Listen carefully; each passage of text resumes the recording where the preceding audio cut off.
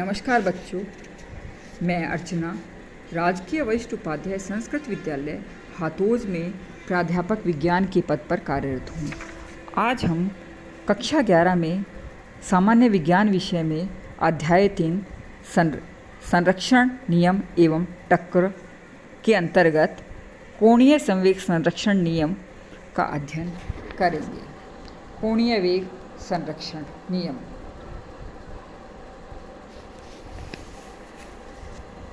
यदि किसी घूर्णन अक्ष के परित घूर्णन करते हुए पिंड पर बाह्य बल आघूर्ण का मान 0 हो तो उस पिंड का कोणीय संवेग निश्चित रहता है।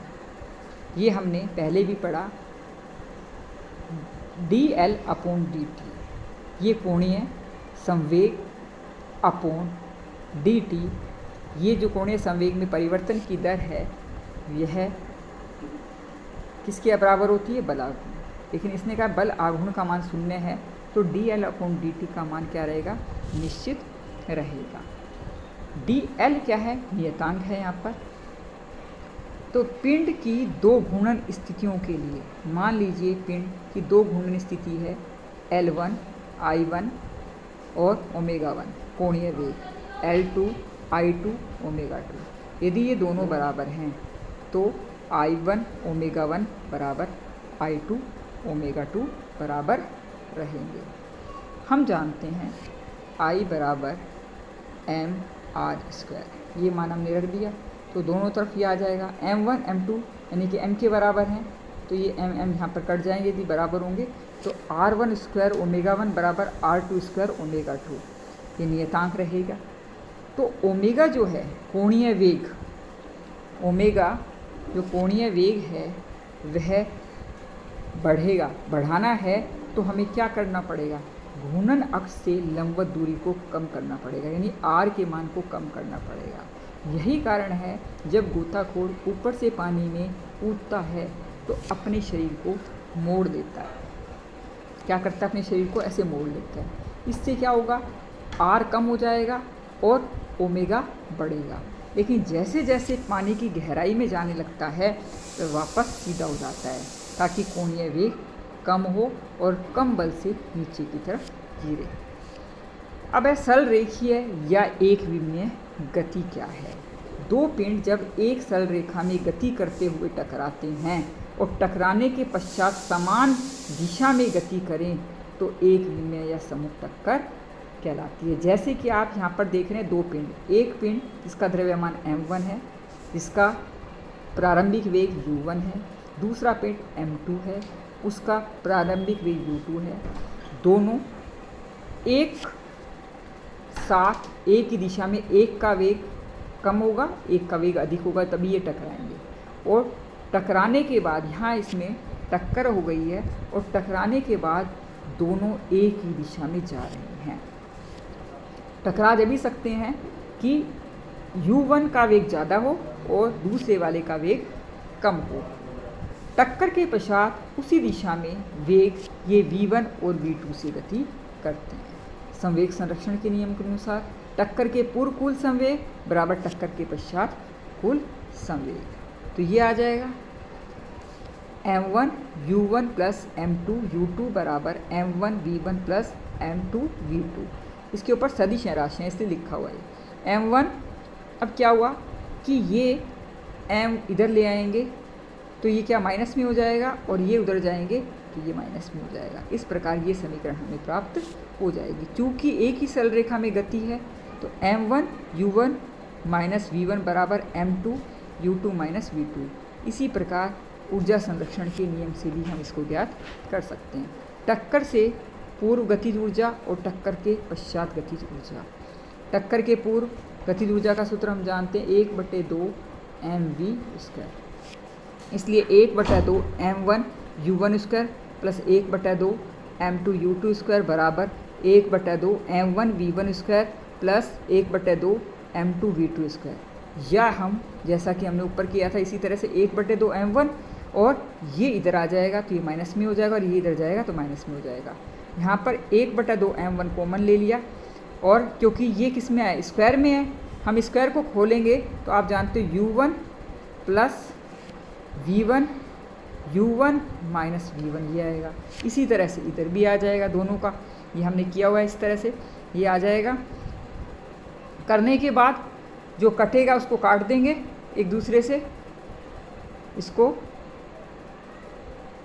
काट देंगे। आप देखें क्या कटेगा इसमें, u1 माइनस v1 और u1 plus v1, v2 minus u2 ये आ गया। इस तरह समीकरण 3.9, ये 3.9 है और ये है 3.7। तो इसको भाग लगाएंगे इससे, तो आप देखिए क्या आएगा। यहाँ पर देखिए एक, ये तो एक दूसरे से कट ही गया, ये वाला यहाँ से कट जाने के बाद u1 minus v1, u1 v1 बराबर v2 minus u2, v2 plus u2। अब ये जो समीकरण है इसको नीचे लिख देंगे। यहाँ पर ये ऊपर दी हुई है समीकरण 3.7 हमारे पास जो आई थी, उसमें यहाँ पर m1 है और इधर भी m1 है, इधर m2 है, इधर भी ये कट जाएंगे हमारे पास, इसमें ये बचेगा केवल। इसके बाद आप देखें इसमें क्या है बचा हुआ, u1 माइनस v1 और इधर v2 माइनस u2, ये भी कट जाएगा। इसका कटने के बाद बचा हमारे पास u1 प्लस v1 बराबर v2 प्लस u2। अब इसको हम किस तरह से लिख सकते हैं, u1 ये u उधर जाएगा तो माइनस का हो जाएगा और ये v1 इधर जाएगा तो माइनस का हो जाएगा। इस प्रकार संवेग संरक्षण के नियम के अनुसार हमें ये प्राप्त हो जाएगा। इस तरह से हम इस तरह से भी लिख सकते हैं, इसको उधर ले जाएंगे तो ये माइनस में पूर्ण प्रत्यास्थ टक्कर में पिंडों के सापेक्ष वेग अपरिवर्तित रहते हैं लेकिन उनकी दिशा विपरीत हो जाती है। यह न्यूटन के प्रत्यास्थ का नियम कहलाता है। इसके बाद आता है उपयुक्त विवेचना को टक्कर के पश्चात वेगों की परिकल्पना में भी इसको व्यक्त कर सकते हैं। जैसे प्रथम पिंड का वेग हम समीकरण 3.11 से इसको ले सकते हैं। 3.11 समीकरण क्या थी आपको पता है, v2 माइनस v1 बराबर माइनस u2 माइनस u1, ये है। तो इससे हम निकाल सकते हैं इसको।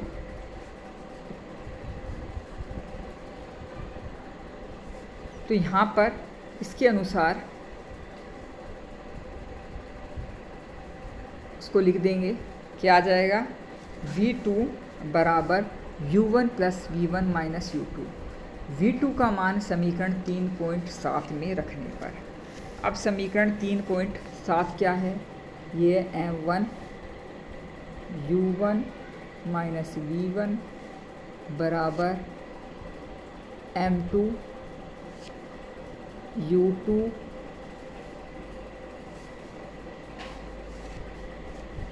समीकरण 3.7 लिखेंगे हम, m1 u1 माइनस v1 बराबर m2 u2 माइनस v2, ये समीकरण है 3.7। 3.7 में v2 का मान रखने पर, तो v2 ये है, ये v2 का मान रख दिया हमने 3.7 में, तो v2 का मान क्या है, ये आ जाएगा u1 plus v1 minus u, ये मान रख दिया इसमें, तो हमारे पास ये आ जाएगा। ये आने के बाद हम क्या करेंगे भाई, इसको ये सारा लिखा जाएगा, m1 माइनस m2 u1, यानी कि ये m ये इधर आ गया, तब आया ये, और m2 u2 कितनी बार हो गए, 2 बार, क्योंकि ये उधर जाएगा तो ये प्लस का हो जाएगा, ये 2 आ जाएंगे। इस पूरी समीकरण हमने सोल्व भी किया, और m1 प्लस m2 यानी कि m1 ये है और m2 ये है, इन दोनों को जोड़ दिया, दोनों में v1 है, ये आ जाएगा। तो v1 बराबर क्या आ गया, m1 माइनस m2 बटे m1 plus m2 u1 plus 2m2 m1 plus m2 u2। यदि हम इसको संतुलित करेंगे हल, तो इस तरह से हमारे पास समीकरण 3.12 हमें प्राप्त हो जाएगी। इसी प्रकार समीकरण 3.11 में V1 का मान भी रख करके हम इस प्रकार से इसको प्राप्त कर सकते हैं। अब आती है विशेष परिस्थितियाँ। विशेष परिस्थितियाँ क्या हैं? जैसा कि इसमें बता रखा है, यदि दोनों पिंड समान द्रव्यमान के हैं m1 बराबर m2, तो 3.12 और 3.13 से v1 बराबर u2 और v2 बराबर u1 इस पिंड में, इस स्थिति में पिंड अपने वेगों को परस्पर बदल देते हैं। यदि मान लीजिए दो हैं और इनके द्रव्यमान बराबर हैं, ये टक्कर करते हैं, तो इसका वेग इसको चला जाएगा, इसका वेग इसको चला जाएगा, ये कह रहे हैं।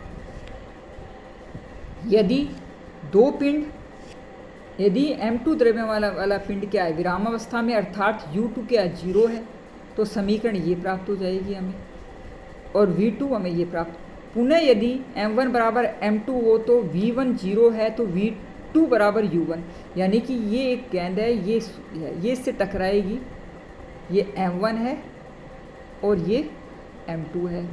m2 का वेग क्या है, शुरू में 0, और इसका क्या है, इसका अधिकतम है, तो इसका वेग इसको चला जाएगा, यानी कि टक्कर के बाद m1 द्रव्यमान वाले वेग से m2 चलने लगेगी और m1 जो वाली गेंद है वो रुक जाएगी, ये ऐसा कहना चाहिए। अर्थात इस स्थिति में टक्कर के पश्चात पहला पिंड स्थिर हो जाएगा और दूसरा पिंड पहले वाले वेग से चलने लगेगा। यह संपूर्ण संवेग स्थानांतरण का अनुपम उदाहरण है।